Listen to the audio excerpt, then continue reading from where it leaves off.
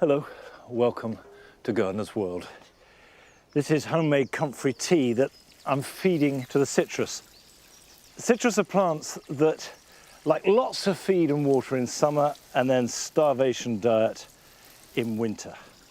Comfrey tea. It smells pretty bad, I can tell you. It smelled a lot worse before I decanted it, but it's a small price to pay because it does really good stuff. And the Paradise Garden has exceeded all my expectations. It's giving it a lot of pleasure. The grasses have trebled in size, they're lustrous and soft, and the Verbena bonariensis has grown enormous and tall and is flowering with a tolbagia underneath, and the tolbagia will get better as it gets hotter, and we've added cornflowers into the mix, and all around the lilies are flowering magnificently.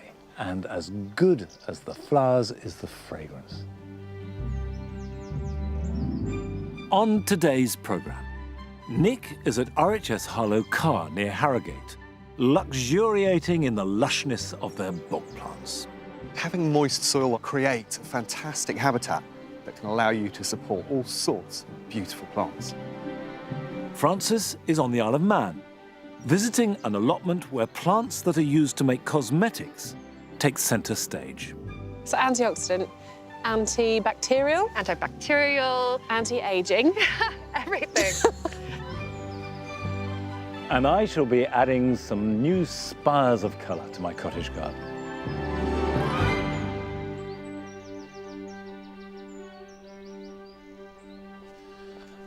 About a month ago, this little bed was rich with colour because they're all bearded irises, and this is really the only place here at Longmeadow where they can thrive because it's south-facing, there's a wall behind it which bounces the heat back, and this little strip of bed is poor soil with really good drainage, and those are the key things. Heat and drainage is what you need to grow really good bearded irises. But to keep them looking good, they do need lifting and dividing every few years, and now is the time to do it. Now, the secret is just to tease them out the ground because you want to preserve as much root as possible. There we go. Now you can see that there's a really nice selection of roots, and this is feeding the plant, but the rhizome, which is this ginger-looking, knobbly growth, that's storing the food that will produce next year's flowers. And the rhizomes must always be above the surface of the soil because the more sun that gets this summer, the better the flowers will be next summer, which is why they were so good this year. Now, if you want to make new plants, you can either break them with your hands or cut them with a knife. But the important thing is to keep a bit of leaf and bud with each section. Now, at this stage, just cut back the foliage by about 2/3. You only do this when you move the plants, and it's to stop them rocking, because when you replant them, there'll be almost no purchase in the soil at all. And you just want to make sure that if it's windy, they don't get jolted around.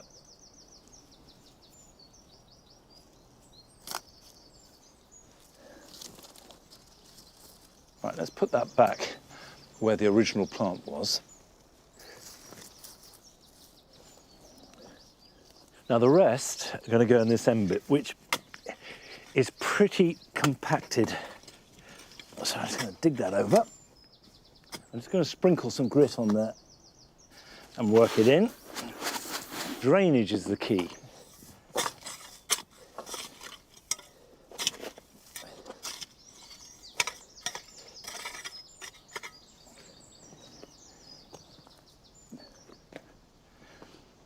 Now, put the roots down in the ground and leave the rhizomes on the surface.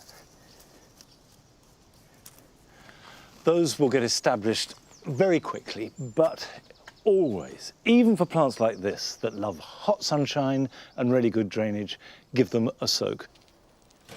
Not only will that give them moisture, it also pushes the soil around the roots. These now will be fine. They will need no more attention. They will get established, the rhizomes will bake, and I'm sure they will flower along with the rest of them next summer. And there is a magic about bearded irises because they manage to conjure up from extreme sunshine and sometimes parched, very poor soil, these incredibly rich, voluptuous flowers. But Nick has been to RHS Harlow Carr in Yorkshire to look at a range of plants that are the exact opposite.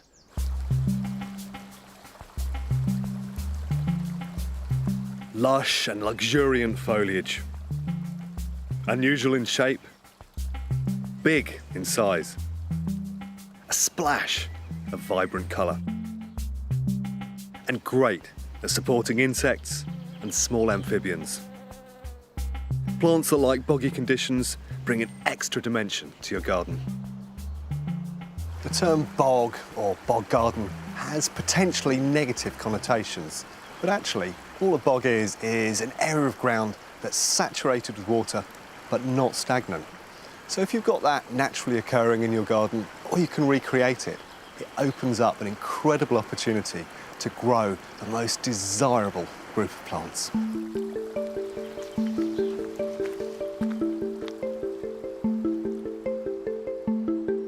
When you think about bog plants, it conjures up images of large-leafed verdant species, which give a bog garden its bulky structure. This deliciously lush-looking plant is a real favourite of mine. It's Dahmira peltata, and this is just one of its phases. So it starts out the season by just producing blooms which emerge from the ground. Now, it's in the Saxifragaceae family and has these wonderful domes of pink flowers. And it's a perfect bog plant. It will grow all the way down to the water's edge. So that's phase one. Phase two is the production of these glorious leaves. And it's a very specific adaptation. They've got huge leaves, so there are lots of stoma, in other words, holes on the back of the leaves, so the transpiration process can happen in an accelerated way, and they can dispel of that excess water.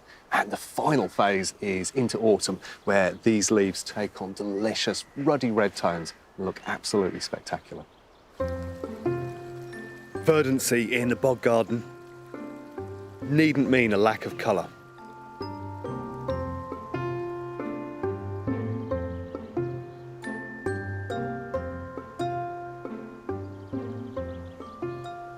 Talk about a delicious confection of colour. Just look at these guys. They're the candelabra primulas, and particularly the Harlow Carr form. Look at the incredible range of colours: purples, pinks, peaches and oranges. Now, their parentage is quite confused, so there's thought to be Beziana in there, and Japonica, and possibly another 2 primula parents, but they've led to these spectacular plants. Now, they come up to about 60 centimetres high, flower-wise, and have these beautiful whorls of blooms. Now, in terms of propagation, they're fairly straightforward. You can split them after flowering, or you can collect fresh seeds, and that's the best way to get them to germinate and be healthiest. Now, as a plant, they're clearly very happy in these boggy conditions. What amazes me is just how tough and hardy they are. They last for absolutely years, and they can take extremely cold conditions, so down to -15 or -20, and keep producing these beautiful flowers. If you'd rather a more subtle primula, why not try Primula secundiflora? It has deep magenta flowers and slender leaves. Like most other bog plants, it's evolved to cope with high water and low oxygen levels in its root zone, known as anaerobic conditions.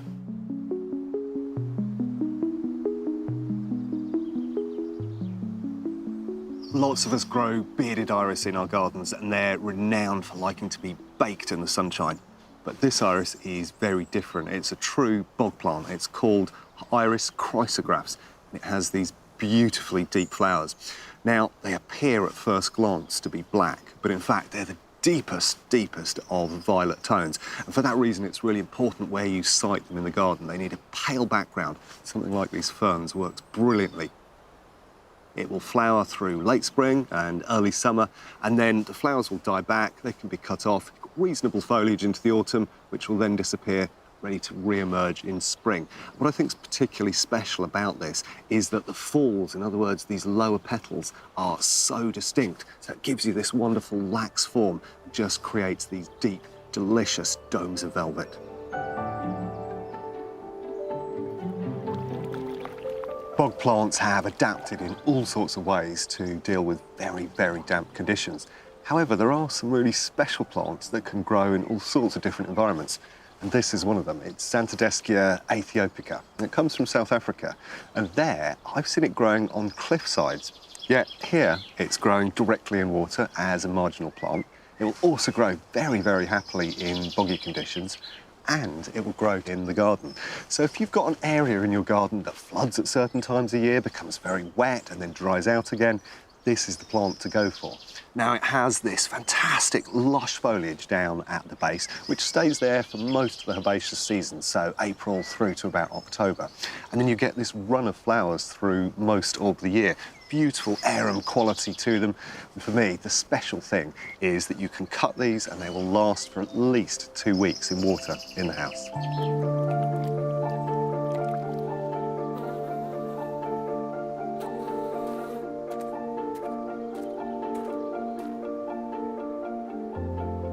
I tend to think of Meconopsis as one of those sort of fantasy plants that lots of people try to grow and sadly so often fail. Of course, that is all down to the culture of the plant. They are, in essence, a form of bog plant. They need a very moist soil. So if you look at their growing conditions in the wild, in the Himalaya, it will really give you a steer as to how to grow them at home. They like to be cool, and they like to have heavy rainfall. So in the UK, they tend to do best in the northern parts of the country. Of course, the other key thing they need is either neutral or a slightly acidic soil. In the wild, of course, they get very cold over the winter. And so if you can replicate that by putting the fresh seed in a fridge for 3 or 4 months, it's a process known as vernalisation. But essentially, it means just creating an artificial winter, which will trigger them ultimately to germinate.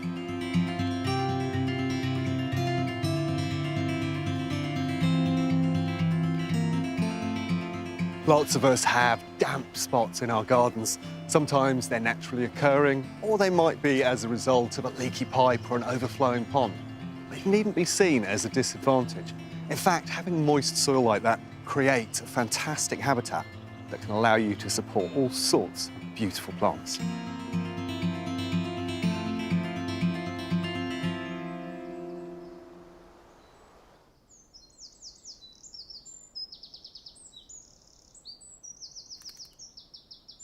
More than any other group of plants, when bog plants are happy, they show it. So hostas and Lysimachia and Ligularia are all really growing and glowing. And I'm particularly happy to see that the Iris insata that I planted a few weeks ago is now flowering. So that is obviously happy too.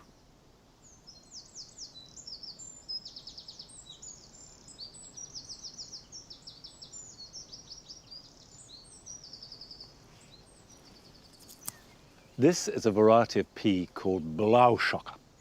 When they're like this, the purple pods can be eaten as a mange-tout pea.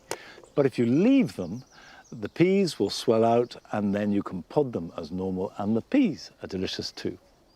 But if you're starting a veg garden now, in the middle of July, and you can only afford a few seeds, you haven't got a lot of space, is it worth it? Well, the answer is a resounding yes.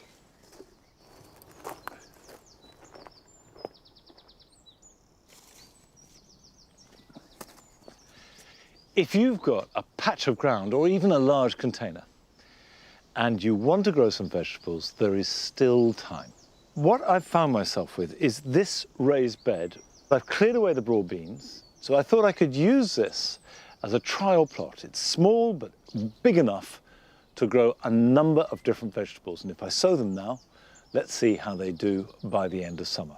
Now, the first thing to do is to rake into a fine tilth.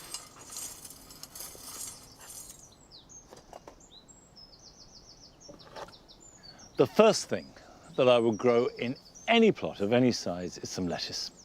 I've got Little Gem, which is a cos lettuce, but small. And because it's small, it grows quickly. And I just use the side of my hand and run a drill down either side. And that's just a little indentation to sprinkle the seeds into. When we come to the final plants, we're looking to have them spaced about 6 inches to a foot apart. So, although we start with the seeds much closer, they are going to have to be thinned. Now, I just cover those over simply by running my hand down. It turns the drill back over itself. So that is Little Gem.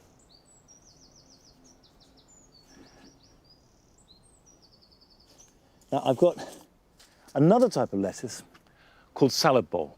Salad bowl lettuces, you cut and they regrow, and you can cut them again. You might even get 3 cuttings off them. Now I want to sow something that could carry on into winter, and that's beetroot.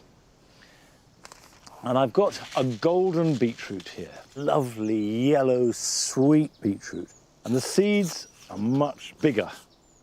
So again, sprinkle the seeds fairly thinly. In an ideal world, about 1 to 2 inches apart. So I'll cover these over.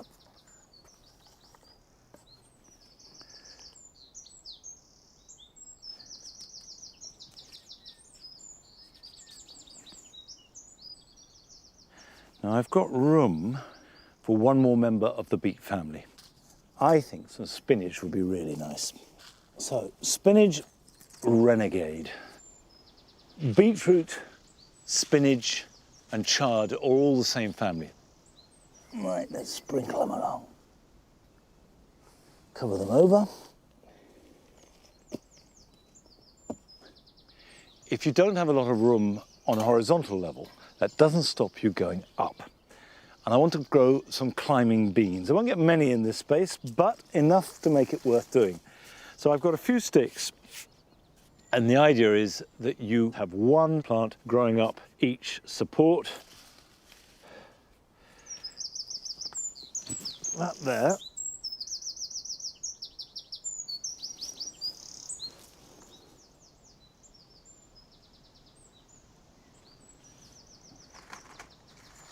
This is a variety called Eva. I'm putting them inside the bean sticks. It's fast growing, which is important at this time of year. What I'm going to do is put one in the middle for luck. And what we have is a little miniature vegetable garden. But now, the really important thing to do is give it a good water.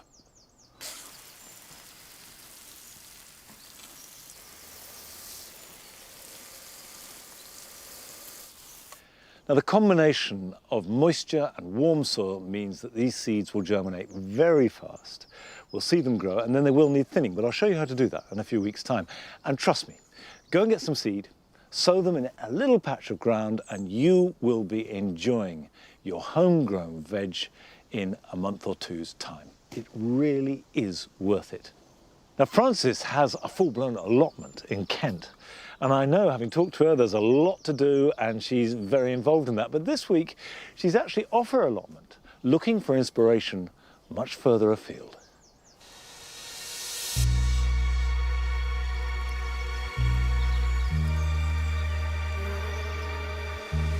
Today, I'm a long way from my allotment in Kent. I've come to the beautiful Isle of Man to visit an allotment that's a lot more than just an edible pantry.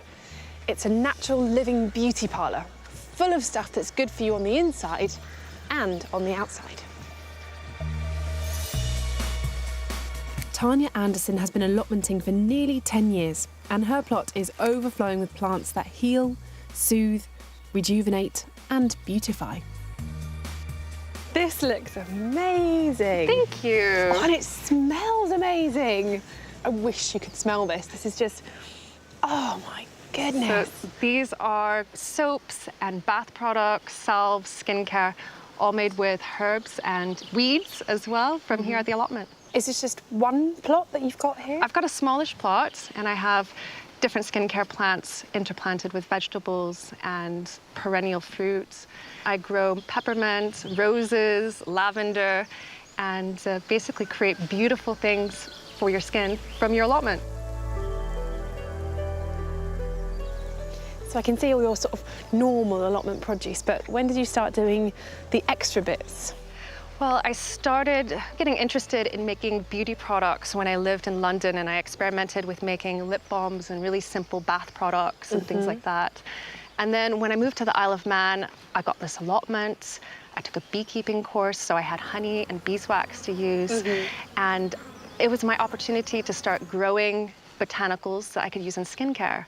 And there is this mystique in the beauty industry, this beautiful beauty counter with lots of pots of lotions and potions with all these botanical names. The reality is that you can grow a lot of them yourself and process them into your own skincare. That is so inspiring.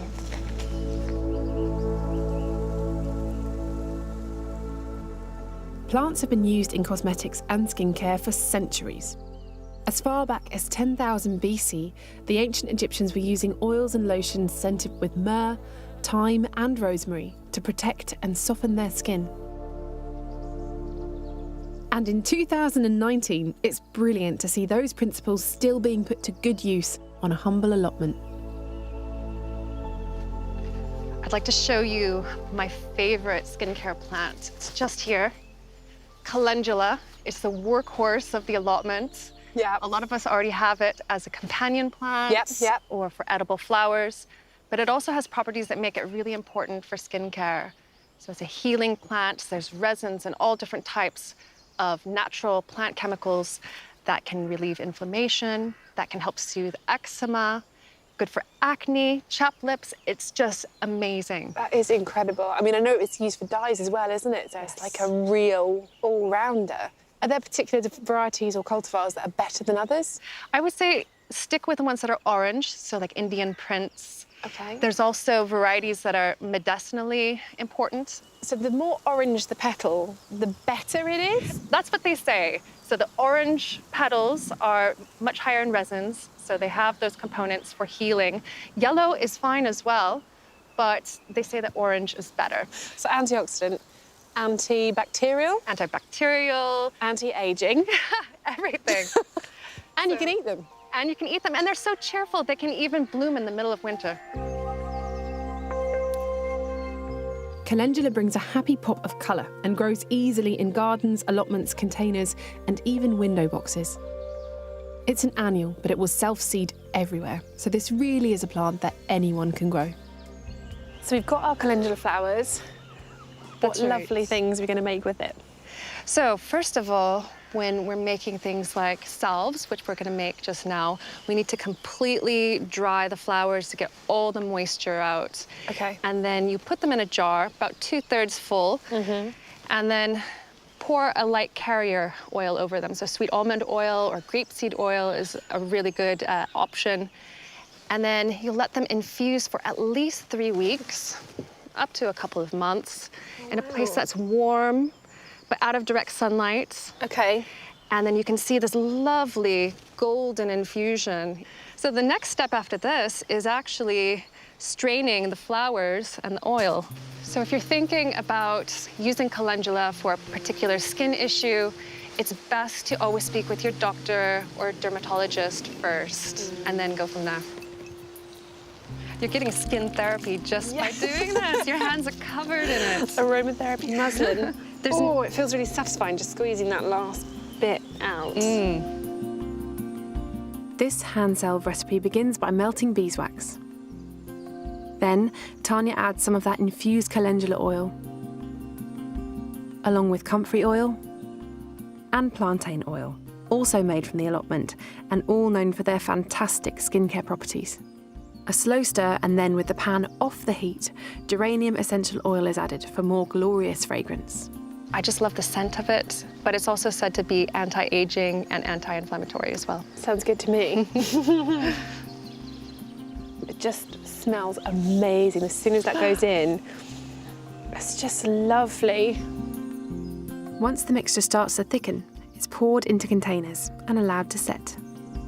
You could use the spatula and just smear it on your skin I'm gonna afterwards.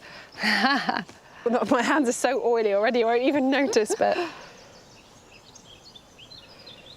That's incredible.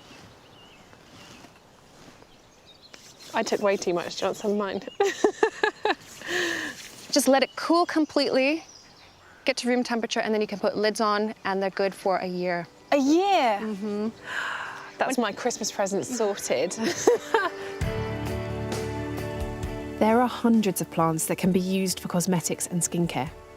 And Tanya's allotment has a bounty of plants that not only look beautiful, but are all useful in their own right.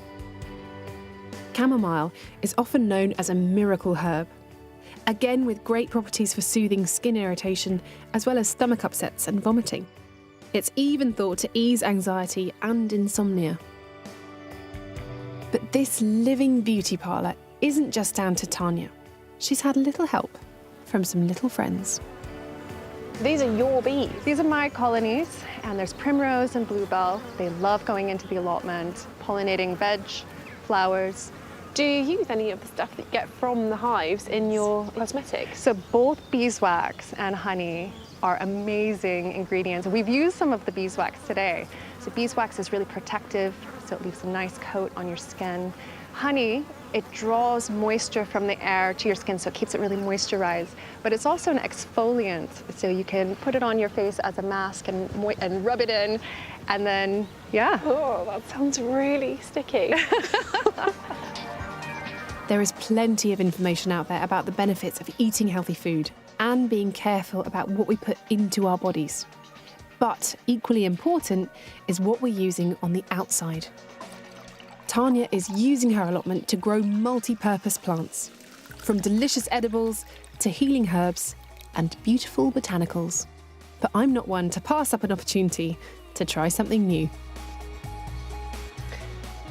So when Tanya offered me a honey face pack and a cup of homemade herbal tea, how could I resist? Thank you. Who needs a spa when you have an allotment? Cheers. Cheers.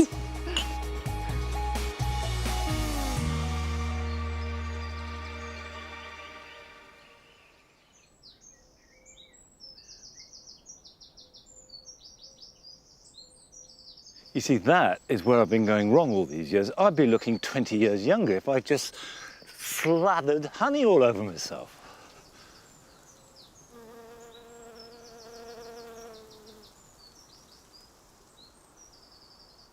About 6 weeks ago, we dug up the stone paving of this lower terrace on the mound and replaced it with 2 new beds.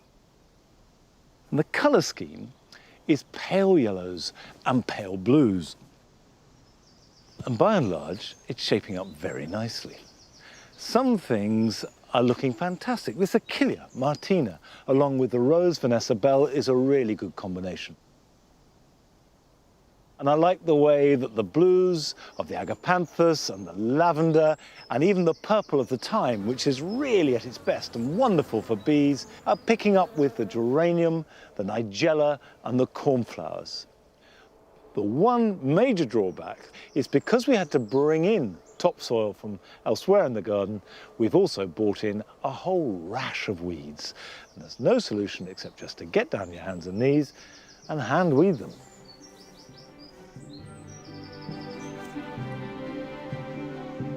Now, still to come on today's show, Carol looks at the sublime planting combinations at Woollerton Hall in Shropshire.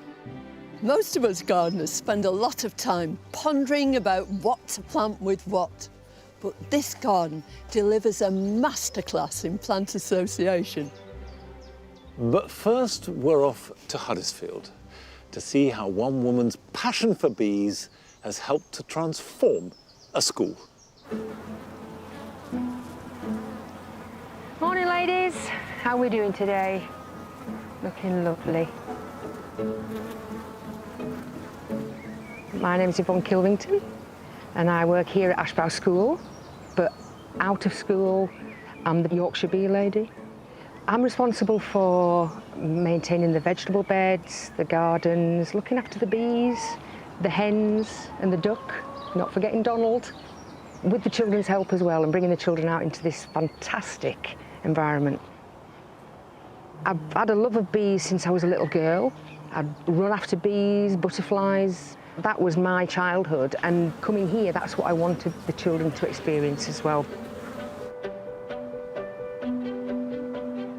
When I first came here, it was builder's rubble, it was burnt out cars, shopping trolleys, so we got the JCBs in and they cleared the area.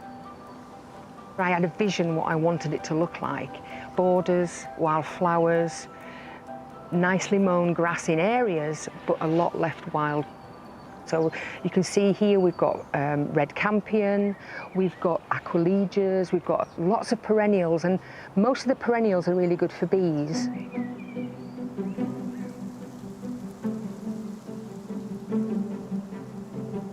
So we've got this lovely borage here, which is one of my favourites. Slightly prickly feel to it, but they've got these fantastic blue star flowers, which are loved by bees. And they're great to liven up a salad as well, because they are edible and they've got a cucumbery taste to them. And then just poking through here is one of my favourite flowers, Nigella, Love in a Mist, which looks so pretty, just poking through the fennel. These are great plants for putting in your borders, mixing around in your veg beds, and they're great for our pollinators. So I think we need to be a little bit braver when we come to our gardening, and letting some of these herbs and vegetables bolt, so they've got these fantastic flowers. Bees are having a tough time at the moment, so we need to teach our children the skills of beekeeping, because it's an ancient craft, and they're our next generation beekeepers. So we set Bee Club up about 7 years ago. We currently have 10 beehives in our apiary. After school, they come in here, get dressed up in their bee suits. Inevitably, they turn into spacemen.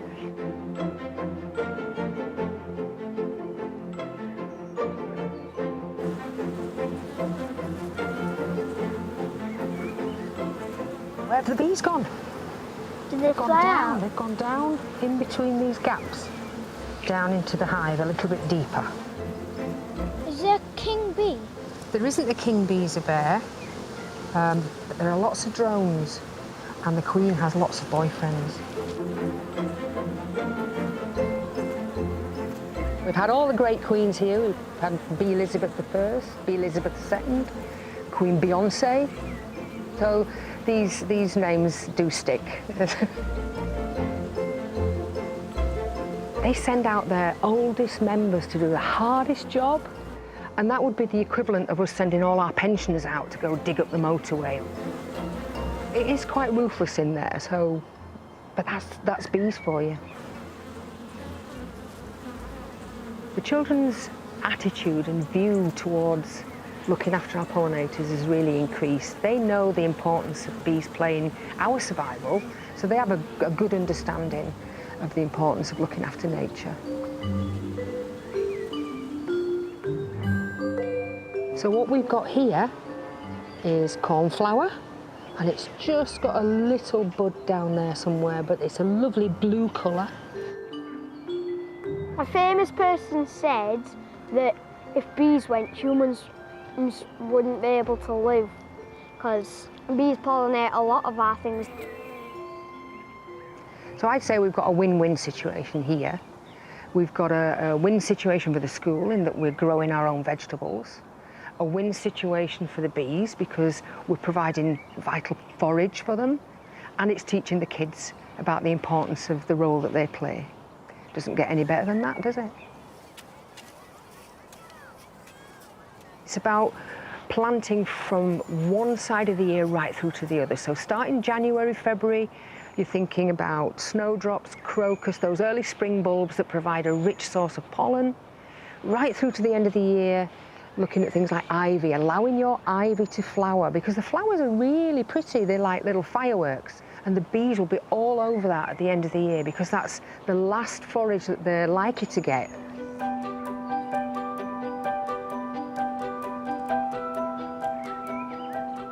pure honey tastes, very sweet.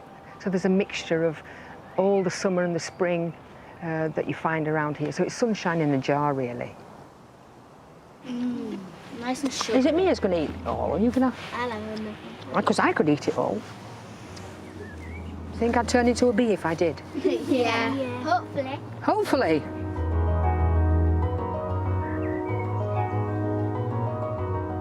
There's days when I finished work and I often stand at the gate and just gaze up and down this area, and I think, did we do this?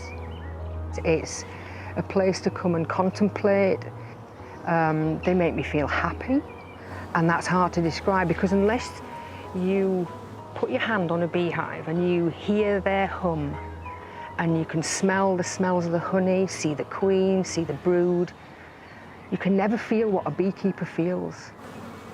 You've got this overwhelming desire to protect her.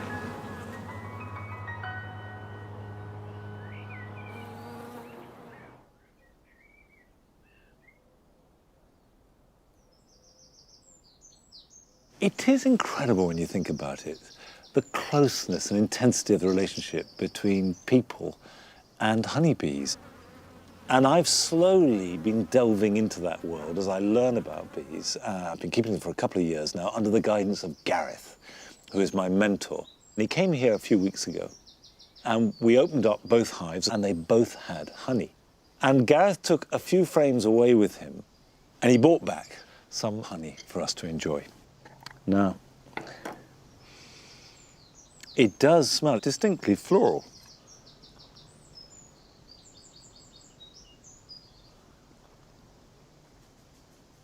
Yeah, I thought that would interest you. You'd like some, wouldn't you? I'm not going to give you any. You wouldn't like it. You saw a spoon. Absolutely lovely. There are moments when the garden all seems to come together in a kind of perfect unity. But to make your garden as good as it possibly can be, actually one of the most important things you can do is to go and visit other gardens. And that's precisely what Adam has done. He's been to Cottage Brook Hall, which is not far from his own home.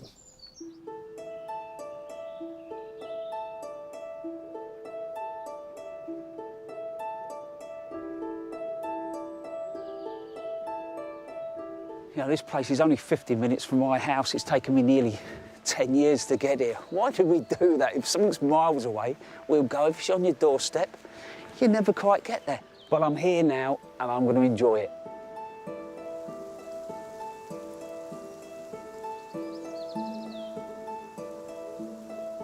Cotsbrook Hall dates back to 1702 and is owned by the MacDonald Buchanan family.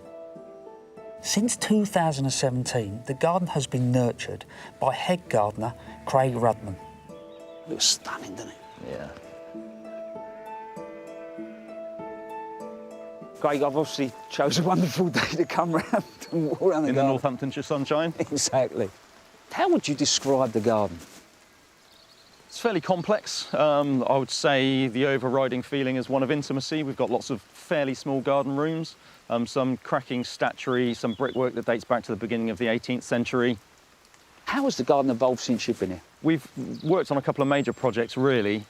One was the entrance border, which is a really interesting planting of woodland shrubs and woodland understory. Yeah. And we've recently replanted this herbaceous border as well. What we're trying to do is really push the plant collection and make it interesting for people like you and I to visit.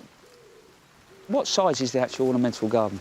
We've got two sides to the ornamental gardens, really. The entire gardens are 14 or 15 acres. It's split more or less right down the middle by a road on the estate. This side of the garden's very formal, and then the other side is kind of much more loose and wild. What do you really like about the garden? Well, having said I'm very plant-focused, I'm also a bit of a kind of landscape detailing nerd as well. So, I mean, when you have a look around, just take a look at the pergola, the brickwork on there, the detailing in that, the oak on the top, the way it's been cut and processed, it's just phenomenal. The terracotta tiling underneath, I mean, it's little details that are almost hidden, but when you take the time to have a look, it really kind of brings the garden to life. It does. They're the bits that I really love, so I look forward to that. Cool.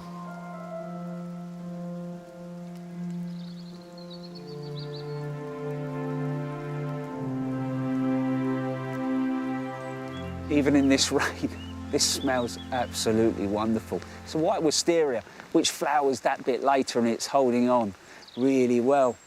But for me, what it does here is it makes a statement, but it makes you pause as you're leaving one area to the other. And I know this is a big space, but you could use something like this over an archway, and it really just stops you.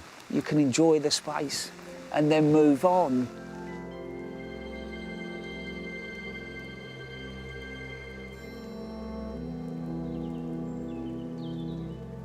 When it comes to dealing with levels in gardens, they can be really complex and difficult to work out. This little bit of design is really well thought through. If you imagine, the most obvious thing to do would be to step straight down into the space, and that would start to swallow up that lower terrace. And then the steps use what would be wasted space.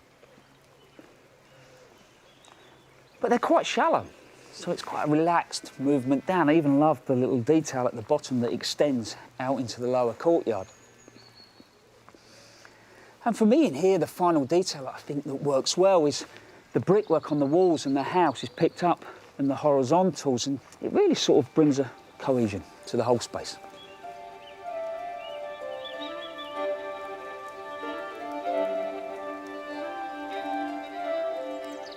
That tree is epic. That's what I love about the big gardens in this country. Somebody's gone out, collected these trees, planted them for us to enjoy. You can't get that in the average garden. It's a Lebanese cedar, and it is beautiful.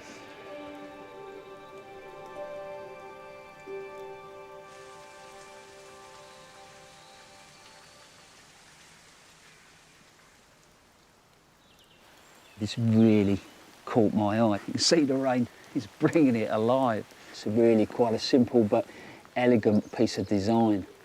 First of all, the pool works well as you come through the doorway, but also on top of that, what I like about this is the contrast. The gravel's very light. If you'd have gone for a dark colour, you wouldn't have that contrast, so this central area really pings out. And you could do something like that at home, maybe with a bowl of water, put something over the top of it so it reflects. You can use some on a terrace in a small space. But also for me, it's the connections here between the areas, and this dark colour here is picked up in the purple beach in the distance there. But then that comes back here because here we've got our straight Fagus sylvatica, which is the straight beach. So the leaf shapes are the same, and that connects the space. And lastly, look at the roses over there and the greys of the Achilleas. It really sort of sits well together, so you're using that dark colour at the back to plant against. Again, it's something you could do at home with shrubs, but maybe just using different varieties.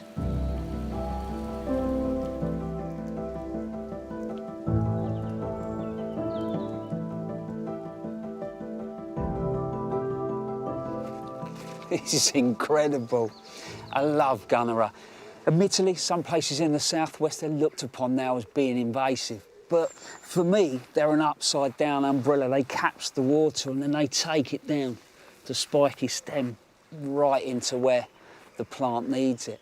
But also, I think they demonstrate that even our big gardens can give us ideas to use at home in our own gardens. One of these I have grown in a container in a courtyard garden and just lifted it in and out of water.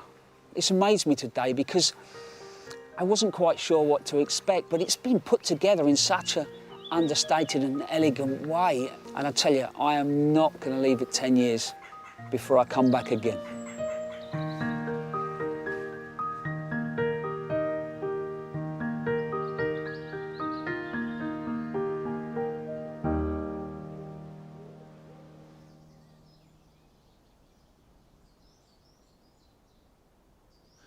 Well, that garden is certainly now on my list too, and never too late to go, even if it's close by. But I hope when I go, the weather is a little bit better. A little wet for poor Adam there.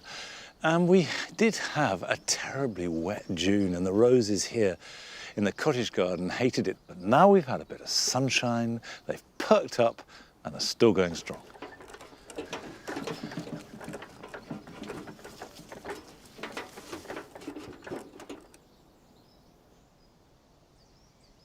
There is usually a stage at this part of summer, and it depends where you live, it happens at different points, when suddenly the borders sort of look so full of colour and vibrancy and substance, empty. The forget-me-nots go, the tulips go, the early perennials are past. You cut them back and you realise there's not enough left behind. And what I really like at this time of year is height. Spires and towers of colour. Delphiniums, of course, do that job beautifully, but a lot of people find that they get eaten by slugs or they're just not growing well for them. But there are plenty of other alternatives. Now, Veronicastrum are wonderful, wonderful plants, but they need a little bit of room.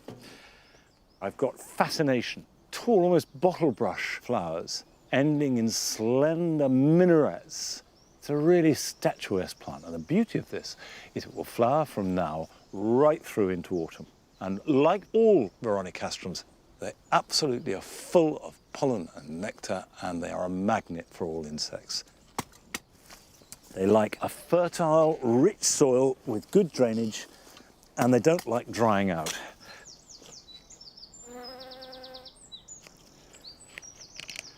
It's got a nice root system. I'll just do the thing of gently teasing it.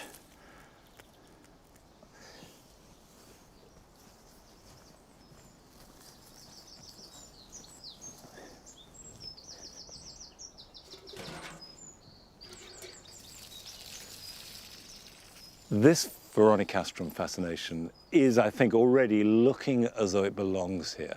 And whilst it's really important to consider these things and choose your plants carefully, I confess that in the cottage garden, certainly, it's a bit haphazard. Plants get trialled, and if they work, hooray, and if they don't, I just move them. But Carol has been to Woollerton Hall, where the planting and the plant combinations are exquisitely thought out and refined.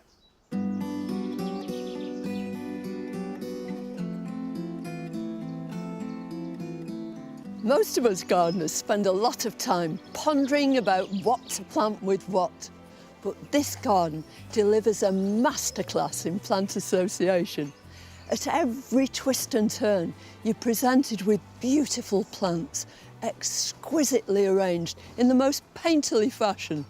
In fact, the whole place is a gallery, an exhibition of picture-perfect plant combinations.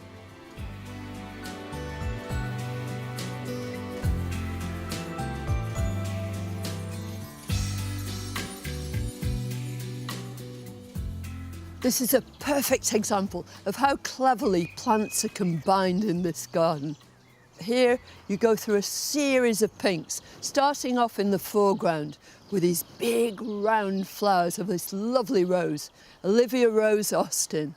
Behind it is a deeper rose, Gertrude Jekyll, and then that same colour is picked up right at the back here with this peony.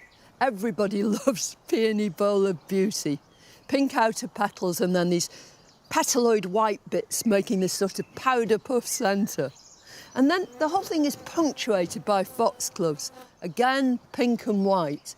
And across the path too there are more foxgloves, and in the background, growing along the hedge, is a white rose, Rambling Rector. So all these plants establish a rhythm through the bed.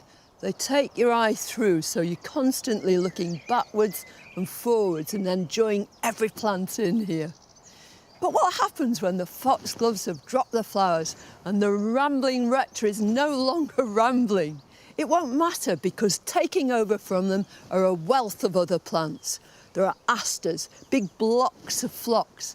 They'll use the same kind of colours and keep that colour going right the way through until October or so. And what's more, the whole thing has been executed perfectly.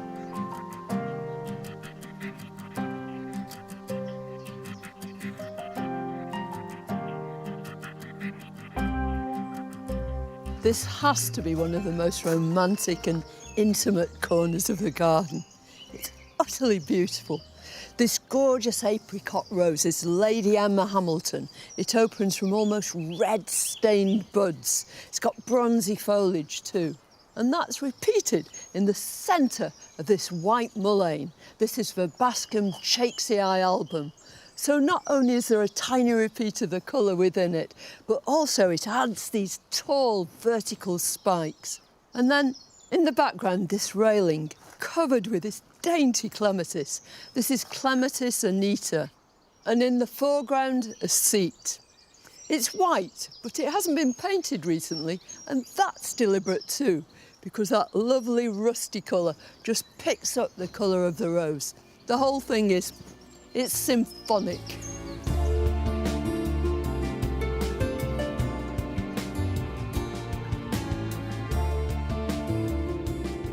People usually treat this Astelia nervosa as a plant for hot, dry, sunny places. But this is where it really belongs. Look how it's thriving here in a bit of shade, in lovely, damp, moist soil. It's a beautiful contrast to this clematis. This is Clematis romantica. And if you look carefully, these beautiful silvery buds really pick up the silver from the Astelia's blades. And then you've got the soft, felty, but still silvery leaves of this Plectranthus. It's argentata, meaning very silver. And here at my feet, Wollerton white, a little salvia, very dainty. It's utterly beautiful, and it's the kind of thing that anybody could emulate in their own garden.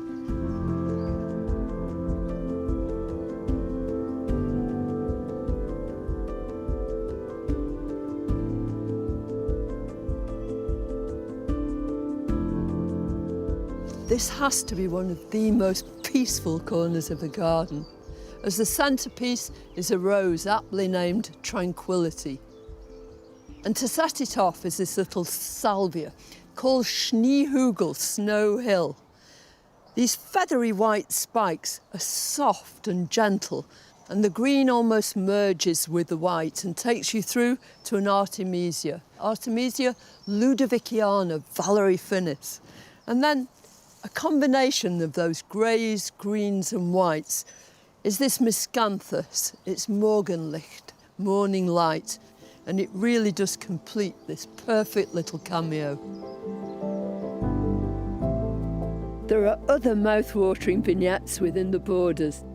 Niphophia Nancy's Red picks up the glowing hues of Alstroemeria Orange Glory. And if you look carefully, Tropiolum ciliatum has been allowed to hoist itself up the Alstroemeria stems. Sometimes one plant on its own makes a dramatic picture. Here, Ligularia the rocket zooms up behind the back of a rustic seat. The fact that it hasn't yet opened its bright yellow flowers means all the emphasis is on its black stems and toothed green leaves. In complete contrast to all the soft pastel shades in lots of the garden, this garden is dramatic, it's hot, it's got wonderful reds, oranges and yellows throughout it, all combined with brilliant green. But whereas in most gardens you'd attain structure and form using shrubs and trees, here it's all obtained by using perennial plants. Here's an Achillea, this one's Coronation Gold, and then way off in the distance is another one, Gold Plate. And that kind of theme is employed everywhere through these beds. So you get this lovely sort of rhythm and movement within them. It all serves to give these beds cohesion and at the same time to increase their impact. In the background, a brick wall, which is the perfect kind of setting for this, and against it, a red rose, Park Director Riggers. Taken together, the whole thing is cohesive. It all forms an impactful ensemble.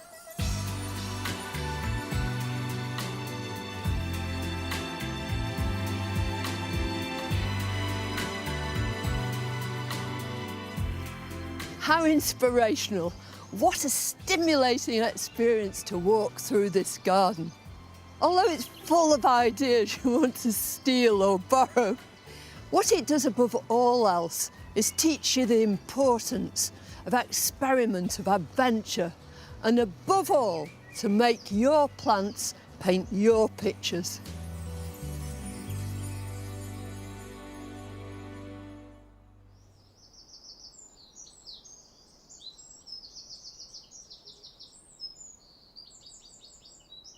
The truth is that even the loveliest selection of plants, the most carefully looked after, the best organic system, sooner or later has some problems.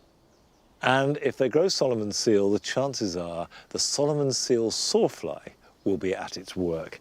These little grey caterpillar-like grubs are slowly munching their way through this Solomon seal plant. The fly will lay its eggs on the stems, and then as they hatch out, they rise up and they can strip a plant.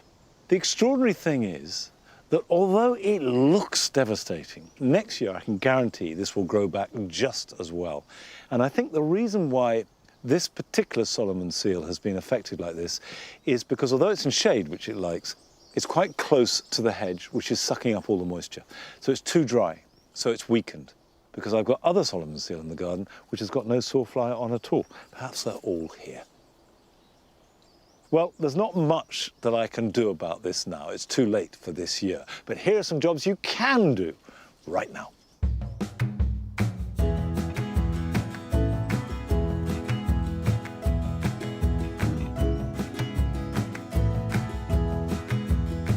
Whether you grow your tomatoes in a greenhouse or outside, they do need to have their side shoots regularly pinched out.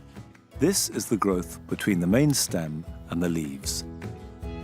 And as you're doing so, make sure they're properly secured so they can carry the weight of the ripening fruit.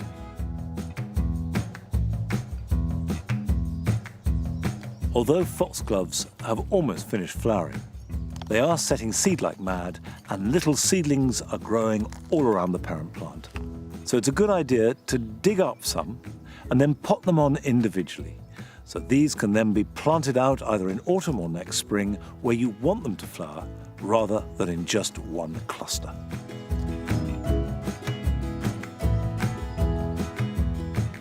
It is important at this stage of summer to make sure that everything is supported.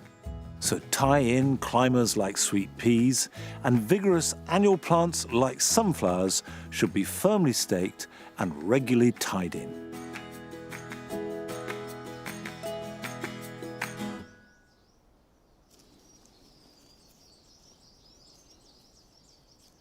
These are tayberries, and they're a cross between a blackberry and a raspberry.